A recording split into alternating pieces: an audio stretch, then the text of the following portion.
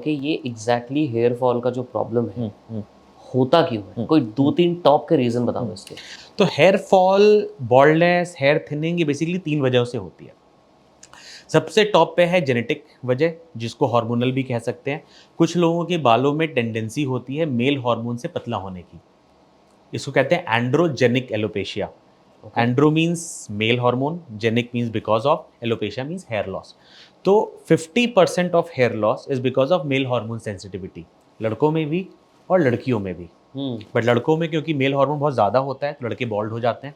लड़कियों में male hormone कम रहता है तो उनमें हेयर थिनिंग होती है। आप बॉल्ड फीमेल नहीं देखोगे, बॉल्ड करेक्ट। मेन देखोगे। यू विल सी वेमेन जिनकी मांग चौड़ी हो गई है, बाल पतले हो गए हैं, चोटी पतली हो गई है, बट बॉल्डनेस नहीं हुई है। That's because of male hormone. Second is nutrition. आप क्या खा रहे हो, वो कितना बॉडी में एब्जॉर्ब हो रहा है ब्लड में, और ब्लड से कितना हेयर रूट तक पहुंच रहा है। ये 3 फैक्टर, न्यूट्रिशनल फैक्टर्स, ये सेकेंड रोल प्ले करते हैं इन योर हेयर लॉस। तभी आप देखते हो कि कभी कोई बहुत एक्सट्रीम डाइट पे जाता है, या कि कुछ लोगों को एब्जॉर्प्शन इश्यूज हैं तो उनके बाल खराब होने लगते हैं। एक हेयर फॉल होता है बालों में, लोग बोलते हैं ना चमक नहीं है, हमने डाइट के हमारे बालों से चमक चली गई। दैट्स बिकॉज वो न्यूट्रिशन उनको नहीं मिला। थर्ड होता है स्टेम सेल क्वालिटी। हमारे बाल जो बन रहे हैं वो रूट से, बालों की रूट से बन रहे हैं, और जो रूट की हेल्थ है वो डिपेंड करती है उसके आसपास के जो स्टेम सेल्स हैं वो कितने हेल्दी हैं। तो स्टेम सेल्स की हेल्थ डिपेंड करती है हमारे हैबिट्स पे, लाइक स्मोकिंग, अल्कोहल। तो जो बहुत ज़्यादा एक्सेसिव स्मोकर्स हैं या बहुत ज़्यादा अल्कोहल कंज्यूम करते हैं, उनमें आप देखोगे कि हेयर की quality is not that great. Exceptions होंगे, अभी कोई बोलेगा कि फिर शाहरुख खान शाहरुख कितने हैं, खान, हाँ क्योंकि बिल्कुल। हम लोग आएंगे, क्योंकि एक्सेप्शंस तो होते ही हैं। और जो जेनेटिक फैक्टर है वो प्रिडोमिनेंट फैक्टर है। बट अगर दो, लेट्स से 2 भाई हैं, एक स्मोकर है एक नॉन स्मोकर है, तो आप जनरली ये पाओगे कि स्मोकर के बाल थोड़े से कम अच्छे दिख रहे हैं वर्सेस नॉन स्मोकर के। दूसरा है स्ट्रेस। आपके मेंटल स्ट्रेस कैसा है, आप कितनी अच्छी स्लीप ले रहे हो, आप कितनी अच्छी एक्सरसाइज कर रहे हो, उस पर भी स्टेम सेल क्वालिटी डिपेंड करती है। तो जो स्ट्रेस बहुत ज़्यादा लेते हैं उनकी बॉडी में कॉर्टिसोल बढ़ता है, जिससे स्टेम सेल खराब होती है। तो वो आपके स्किन पे भी, आपकी ओवरऑल हेल्थ पे भी, एंड आपके हेयर पे भी दिखता है। So stem cell quality depends on your habits, your stress levels, your sleep schedule. तो जिनका ये गड़बड़ है उनके भी बाल थोड़े से वीक दिखते हैं, कम शाइनी दिखते हैं। तो it's a combination of these 3 factors. जो सबसे बड़ा फैक्टर है वो है male hormone sensitivity, followed by nutrition and followed by the stem cell quality. But male hormone sensitivity को हम तो कंट्रोल नहीं कर सकते, ये उसमें तो हमारा कोई रोल नहीं कोई है। हमारा रोल नहीं है, यही जो क्या मेन हम उसको फैक्टर है। इम्प्रूव कर सकते हैं? आप उस सेंसिटिविटी को चेंज नहीं कर सकते हो। कुछ नहीं कर सकते। आप कुछ नहीं, आपको उसको थोड़ा बहुत ऑफसेट करना है अपनी लाइफस्टाइल को बेटर करके, अपनी न्यूट्रिशन को बेटर करके। बट फिर भी अगर मेल हार्मोन सेंसिटिविटी है तो समय के साथ बाल जाएंगे। बट अगर आपके बाकी 2 फैक्टर आपने, you have taken care of that, तो आपके बाल थोड़े से लेट जाएंगे। और यही एक रीज़न है। अगर आप now if you think about it, तो हमारे पहली जनरेशन में, हमारे पेरेंट्स या ग्रैंड पेरेंट्स की जनरेशन में इतनी अर्ली एज में 20s में हेयर लॉस, बॉल्डनेस नहीं होती थी। करेक्ट। होती थी इन 40s 50s, बिकॉज बाकी 2 फैक्टर्स थोड़े से सॉर्टेड थे, डाइट एंड लाइफस्टाइल।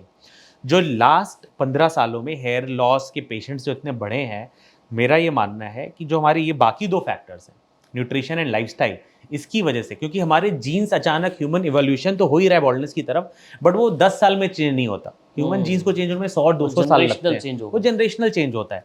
बट ये sudden changes because of nutrition and lifestyle, जिसकी वजह से early hair loss, young age में हेयर लॉस होने लगा है। ओके। मुझे ये बताओ कि अगर मुझे 4 या 5 ऐसा फूड हो जो खाना चाहिए हेयर लॉस प्रिवेंट करने के लिए, वो क्या है? सो हेयर लॉस प्रिवेंट करने के लिए हमें चाहिए प्रोटीन। नंबर 1, जो प्रोटीन हमें मिलता है नॉन वेजिटेरियन फूड से, eggs, fish, chicken, all kind of legumes, dal, chhole, rajma, certain dairy products like paneer and cheese, and certain vegetable products like soya. तो जो मोस्ट इंपॉर्टेंट है वो protein. And I am not talking about कि आप protein powder पे powder पिए जा रहे हो। I am talking about dietary protein. But protein powder खाने में भी प्रॉब्लम थोड़ी है कुछ। ये बहुत डिबेटेबल टॉपिक है प्रोटीन पाउडर अच्छा। का। अभी मैंने एक पॉडकास्ट किया था and I am getting very badly trolled about that, but वो सत्य है कि अगर आप मॉडरेशन में लेट्स से वे प्रोटीन ले रहे हो, then there is no problem. In fact it is an add on to your diet, और आपके हेल्थ, हेयर में भी और आपके ओवरऑल हेल्थ में, आपकी मसल एक्टिविटी में हेल्प करेगा। बट अगर आप एक्सेसिव वे इनटेक कर रहे हो, एक्सेसिव मीन्स 60 ग्राम, 2 स्कूप, 3 स्कूप रोज पी रहे हो एक साथ। हाँ, तो ये काउंटर प्रोडक्टिव हो सकता है। ऐसा नहीं है कि हर बंदा जो 60 ग्राम वे प्रोटीन रोज खा रहा है उसको वो बॉल्ड हो जाएगा, नॉट लाइक दैट। बट अगर आपके अंदर हेयर लॉस प्रॉब्लम है और आप एक्सेसिव वे प्रोटीन कंज्यूम करते हो तो देयर इज अ चांस कि आपका हेयर फॉल एक्सेलरेट हो सकता है। और इसके ऊपर मतलब प्रॉपर डेटा है इसके लिए। बट अगर मेरा हेयर लॉस नहीं है, हम्म, अब मैं वे प्रोटीन खा रहा हूँ, हाँ तो टोटल मेरे पूरे दिन में कितना प्रोटीन मैं खा सकता हूँ जो सेफ है? देखो ये इसका कोई देयर इज नो मापदंड अबाउट इट। एक जो अच्छा। एक्सेप्टेड लेवल है कि आप अगर आप वर्कआउट कर रहे हो एज अ पोस्ट वर्कआउट ले रहे हो 1.5, तो आप 1.8। नहीं, वो तो टोटल प्रोटीन है। हम्म। सो अगर if your weight is let's say 80 kilogram, the minimum protein that you should take is 80 gram and 120 is also great. You know, it's good if you are working out. But that 120 gram is not entire whey protein. Absolutely, है ना? वो तो दाल से आ overall, गया, वो पनीर से आ हाँ गया। वहाँ तो I'm not saying protein is bad. Protein is great. It's the best. But excessive dietary supplementation through protein is not equal to dietary protein. ये मैं कहना चाह रहा हूँ, क्योंकि उसमें apart from other health issues, hair issues हो सकते हैं अगर आप excessive supplementary protein में जाते हो तो। So protein. Second is iron. तो आयरन आपको मिलता है green leafy vegetables, pomegranate, Apple, nuts, ये सारी चीज़ें आपको आयरन देती हैं। Third is biotin, a vitamin call biotin, जो आपको एग से मिलता है, फिश से मिलता है, नट्स से मिलता है। Fourth is omega 3 and omega 6 fatty acids. Best source is fish, followed by nuts. Nuts means chia seeds, walnuts, flax seeds, pumpkin seeds, anjeer. So these give you omega 3, omega 6 fatty acids. And then your other micronutrients like zinc. तो zinc वगैरह भी आपको non vegetarian food से, nuts से आपको ये मिल जाता है। So protein, iron, biotin, omega 3, omega 6 and zinc, ये अब आपको जो लोग diet में एग्स होना नहीं चाहिए। खाते और जो लोग फिश नहीं खाते, वो क्या करें? हाँ, तो ये हमारे इंडिया में आई थिंक 70-80% लोग आर प्योर वेजिटेरियन। करेक्ट। तो इनको नट्स, तो अच्छा। प्लांट प्रोटीन इज सोया, दाल, छोले, राजमा, ये आप खाएं। आयरन आपको ग्रीन लीफी वेजिटेबल से मिल जाएगा और नट्स। सो और of course soya poor man's meat होता है, तो it's not poor man's meat any, it's vegetarian meat. So आप सोया ज़रूर खाएं।